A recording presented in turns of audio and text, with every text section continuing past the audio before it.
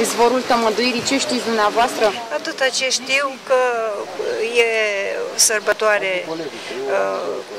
se sfințește apa, care este bună pentru sănătate și pentru binele casei.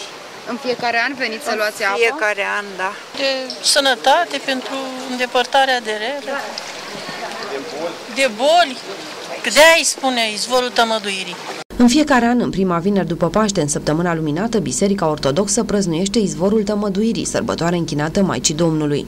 În această zi, în toate bisericile noastre și aici la catedrală, după oficierea Sfintei Liturghii, s-a săvârșit sfințirea apei în fața Sfintei Biserici, iar în momentul acesta, sigur, credincioșii primesc apă care se împarte, apă tămăduitoare, apă pentru neputințele sufletești, trupești.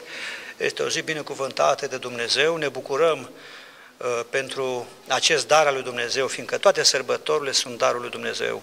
În unele zone din țară încă se mai păstrează obiceiul ca în această zi preoții să meargă la izvoarele de apă pentru a le sfinți, ca nu cumva să sece sau să permită adăpostirea duhurilor rele prin preajma lor. Se crede de asemenea că ziua izvorului Tămăduirii este pentru fântânar cea mai bună zi din an. În această zi, în adâncuri, apele sunt zbuciumate, fac mult zgomot și izvoarele sunt mult mai ușor de detectat.